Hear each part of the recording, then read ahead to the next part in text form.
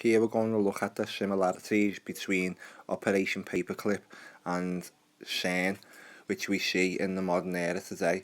Operation Paperclip was an operation formed by the US military after World War II, in which they gathered all the top scientists from Germany and Russia, the United Kingdom and America, put them all together in one place and had them all working on a lot of the stuff which we see today, from mind control, reverse alien technology, and obviously stuff like getting into space as well. A lot of the diseases, bioweapons, weather modifications was all worked on at Operation Paperclip. How can we link this to CERN of the modern era?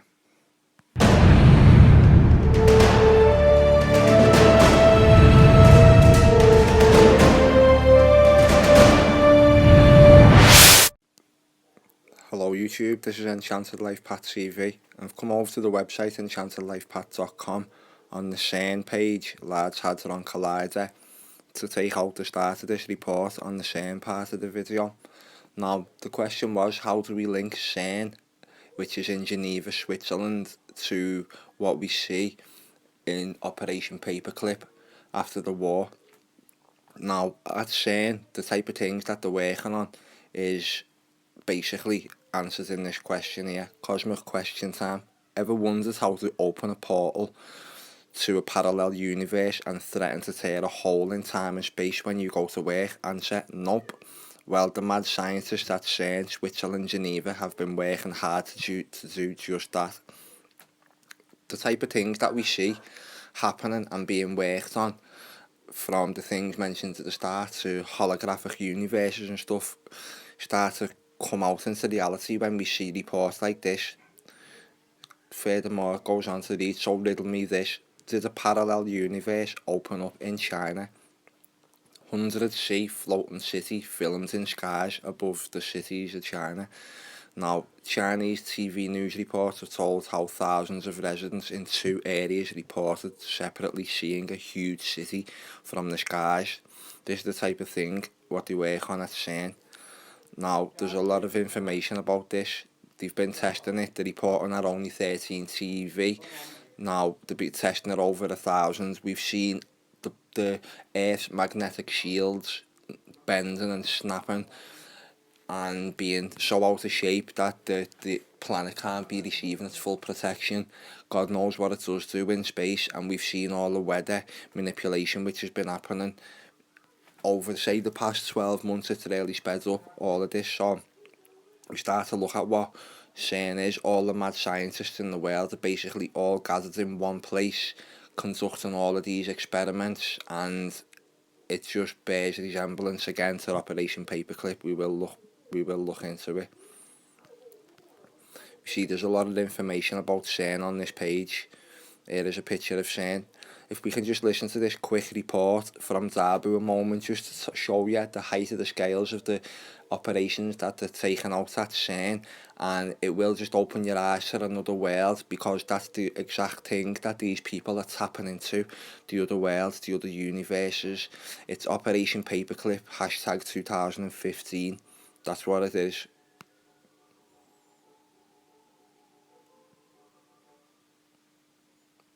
What this is the scientists with conducting operations and little experiments, and they found entities as small as a grain of salt in some of the recordings that they've done. We'll let Darbu explain in a moment, and thanks for Darbu for this finding. It was one of the most spectacular videos that I've seen last year or early this year it was, in regards to just exactly what they're finding on it. We can now listen to this report from Darbu. Made it so that there's no pictures within the report. So thanks to Darbu for this part of the video again. This is Dabu7 with an update to some things going on in the stratosphere. Some of you might remember the story about the small metallic balls that were discovered in the stratosphere that had some kind of fluid inside of it that they believe was microbial life. Well, this was all brought about by Dr. Wainwright that you see here, him and his crew that were doing these different tests on the stratosphere, and what they've discovered now is pretty crazy. They have launched a series of magnets arranged in different ways into the stratosphere, and in doing so, they discovered quite a few weird things. And what they're saying you're looking at here is actually an entity.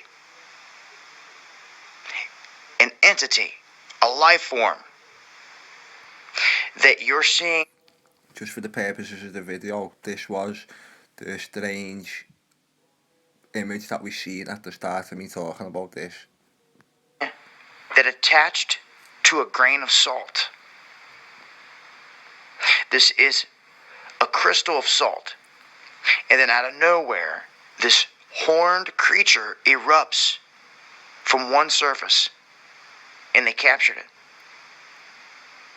They're saying that this is solid proof that there is life in space. It may not look like a dog. It may not look like a fish. It may not look like a butterfly that you're used to. But they're finding more and more proof that these things exist. So what do you expect?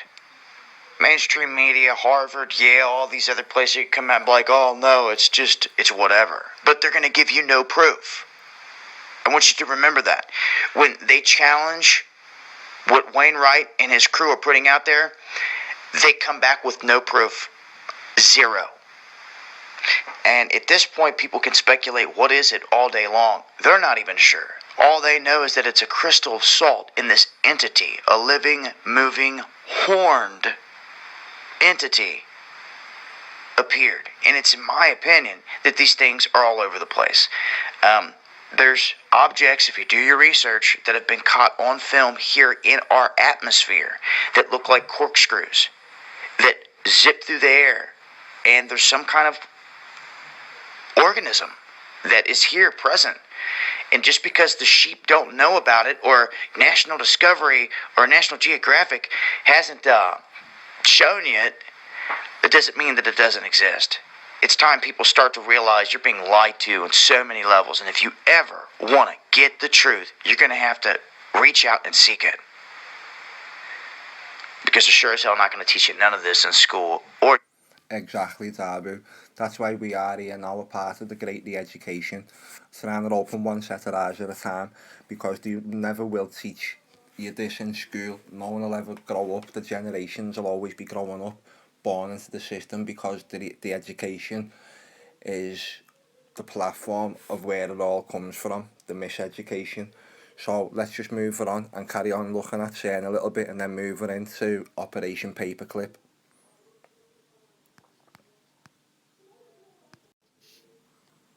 Again, just to show the extent of Operation Paperclip and CERN, and the way the scientists all seem to be in the same team. We've come over to the Silent Weapons for Quiet Wars document page on enchantedlifepath.com.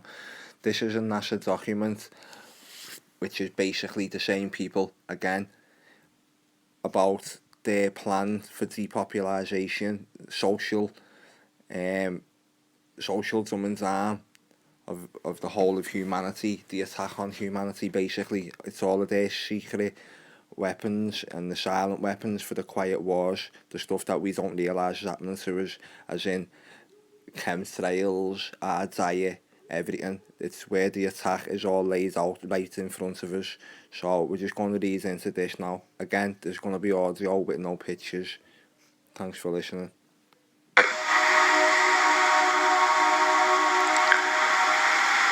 Forward. This manuscript was delivered to our offices by an unknown person. We did not steal the document, nor are we involved with any theft from the United States government, and we did not get the document by way of any dishonest methods. We feel that we are not endangering the national security by reproducing this document. Quite the contrary, it has been authenticated, and we feel that we are not only within our rights to publish it, but morally bound to do so. Regarding the training manual, you may have detected that we had to block out the marginal notes by the selectee at the CIA Training Center, but I can assure assure you that the manual is authentic and was printed for the purpose of introducing the selectee to the conspiracy. It has been authenticated by 4 different technical writers for military intelligence. One just recently retired who wants very much to have this manual distributed throughout the world, and one who is still employed as an electronics engineer by the federal government and has access to the entire series of training manuals. One was stationed in Hawaii and held the highest security clearance in the naval intelligence, and another who is now teaching at a university and has been working with the Central Intelligence Agency for a number of years and wants out before the axe falls on the conspirators. We believe that the entire world should know about this plan, so we distributed internationally 100 of these manuscripts to ask individuals at top-level positions their opinions.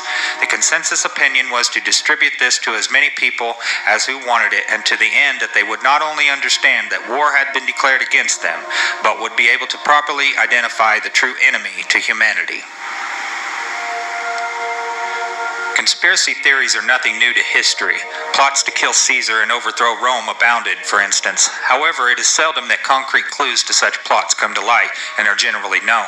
Silent Weapons for Quiet Wars, an introduction programming manual, was uncovered quite by accident on July 7, 1986, when an employee of a Boeing aircraft company purchased a surplus IBM copier for scrap parts at a sale and discovered inside details of a plan hatched in the embryonic days of the Cold War, which called for control of the masses through manipulation of industry, peoples, pastimes, education, and political leanings. It called for a quiet revolution, putting brother against brother and diverting the public's attention from what is really going on. The document you are about to read is real. It is reprinted in its virgin form with diagrams as a touch of reality.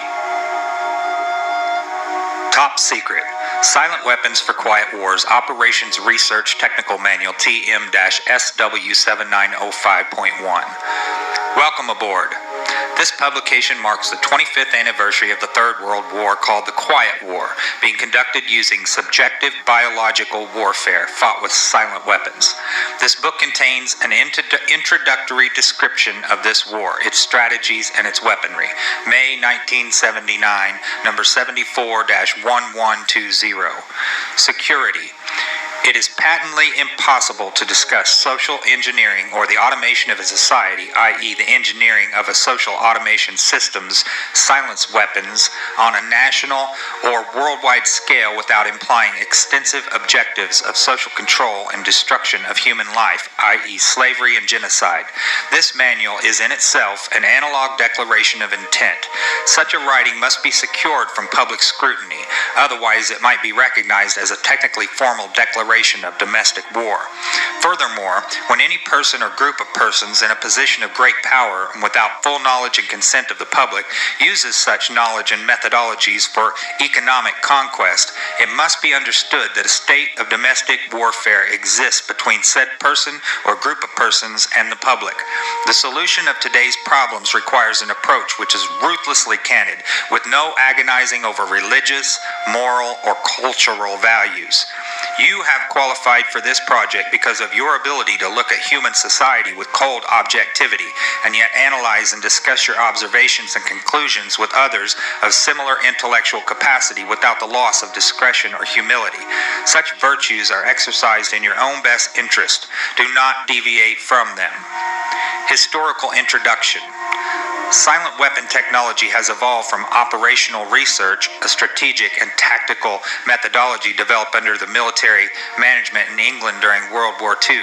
The original purpose of operations research was to study the strategic and tactical problems of air and land defense with the objective of effective use of limited military resources against foreign enemies, i.e. logistics. It was soon recognized by those in positions of power that the same methods might be useful for totally controlling a society, but better tools were necessary. Social engineering, the analysis and automation of a society, requires the correlation of great amounts of constantly changing economic information, or data, so a high-speed computerized data processing system was necessary, which could race ahead of the society and predict when society would arrive for capitulation. Relay computers were too slow, but the electronic computer invented in 1946 by J. Presper Eckert and John W. Malky filled the bill. The next breakthrough was the development of the simplex method of linear programming in 1947 by the mathematician George B. Danzig. Then in 1948, the transistor, invented by J. Bardeen, W. H. Brayton, and W. Shockley, promised great expansion of the computer field by reducing space and power requirements. With these three inventions under their direction, those in positions of power strongly suspected that it was possible for them to control the whole world with the push of a button. Immediately, the Rockefeller Foundation got in on the ground floor by making a 4-year grant to Harvard College, funding the Harvard Economic Research Project for the study of the structure of the American economy. 1 year later, in 1949, the United States Air Force joined in. In 1952, the grant period terminated, and a high-level meeting of the elite was held to determine the next phase of social operations research. The Harvard Project had been very fruitful, as is borne out by the publication of some of its results in 1953, suggesting the feasibility of economic social engineering. Studies in the structure of the American economy, copyright 1953 by Wassily Leontief, International Science Press, Inc., White Plains, New York. Engineered in the last half of the decade of the 1940s, the new quiet war machine stood, so to speak, in sparkling gold-plated hardware on the showroom floor by 1954. With the creation of the maser in 1954, the promise of unlocking unlimited sources of fusion atomic energy from the heavy hydrogen in seawater and the consequent availability of unlimited social power was a possibility only decades away. The combination was irresistible. So, thanks for that section of the video. But again, we can see all of that was then after the war, talking about modern day eras and stuff like that as well. It all blended into each other. Now let's just get fastly into Operation Paperclip just to close the video out.